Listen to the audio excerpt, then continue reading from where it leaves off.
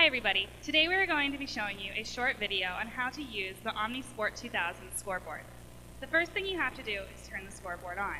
You do this by flipping the power switch on the back of the scoreboard. You need to wait for this screen to show enter to accept. At that point, you will touch enter and then turn on the bottom, which is the interface.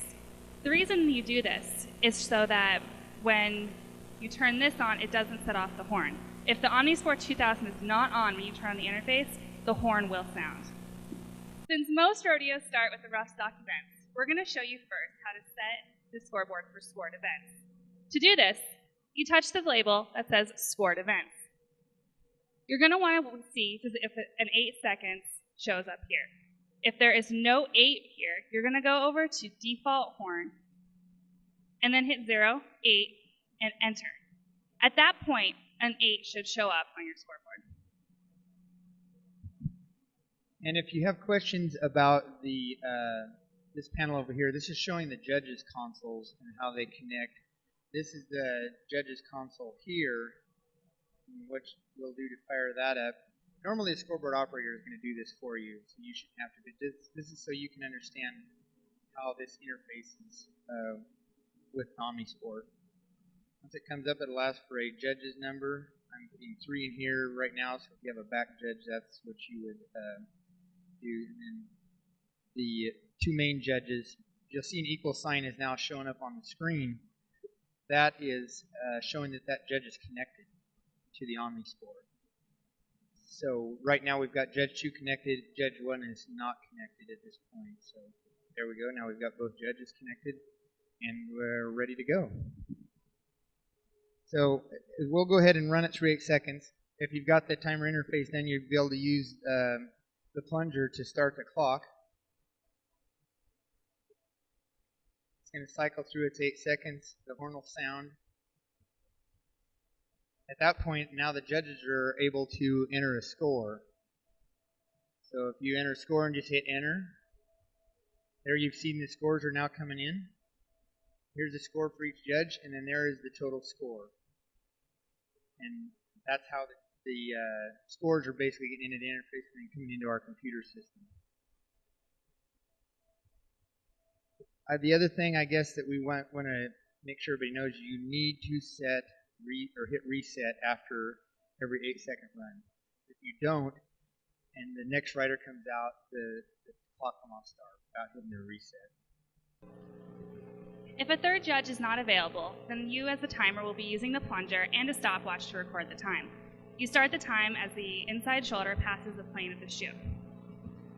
You will want to check with your scoreboard operator to make sure which plunger will be operating the scoreboard. Often it is plunger 1, but make sure you check with your scoreboard operator. After you start the time with the plunger, do not hit the plunger again. Wait for the 8 seconds to go and then hit reset at the end of the ride.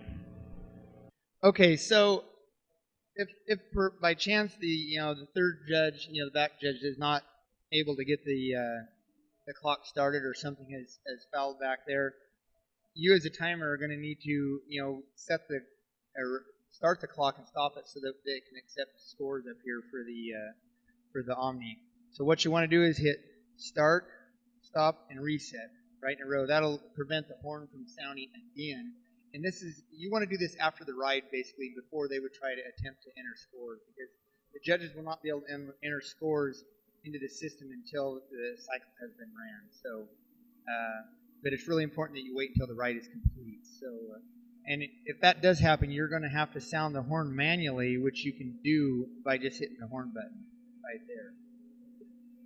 So if you see that the time has not started with the third judge, you will want to check your sweep hand and then manually set off the horn so that they know that 8 seconds has elapsed. After you set off the horn manually, you want to go back to your scoreboard, touch start, stop, and reset in succession. You do this so that the judges have the ability to enter their scores. If you do not go through start, stop, and reset, the judges' scores will not be able to appear on the OmniSport 2000 board. Now that we're done with the rough stock events, we're going to go on to the timed events. To set the board for timed events, you want to come over to the scoreboard and touch the button that says 2 timers. From there, you want to hit set the default horn For the tie-down roping, we would do 25 for 25 seconds time limit, enter, enter. You have 2 timers, so each timer will use one of these plungers to start. If your times appear differently,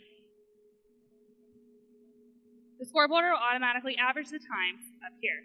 Timer 1, timer 2, and your average. After every run in the timed event, make sure that you hit the reset button. This will reset your scoreboard to 0 and allow you to start a new time. The last thing we're going to cover is how to set up the scoreboard for the barrel racing. For this event, to do this, you come over to the scoreboard console, touch Auto Timing, External Timing, the number 1, and then make sure your console for the barrel racing electronic eye is turned on. Okay.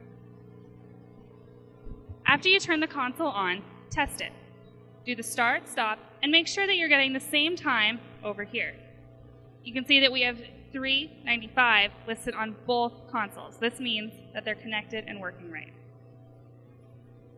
In the barrel racing, we also want to clear the scoreboard each time. Touch the clear time button, and you will see a 0-0. This will also show up for your audience. So just to kind of wrap up how this system interacts with the scoreboard itself and with the DACStats software that actually collects the scores and the data, we have an interface here that works with this. So if you have to adjust scores and things like that, please make sure you let your scoreboard operator know, because he's able to adjust the time in the DACStats program, which then shows on the screen and leaderboards for the announcers. Without us knowing that, it gives false information to the announcers in the crowd. So just make sure that you are communicating very well with your scoreboard operator. Thank you for spending the time watching this video, and hopefully you're more informed about running scoreboards. Always remember that a well-informed scoreboard operator is a happy scoreboard operator.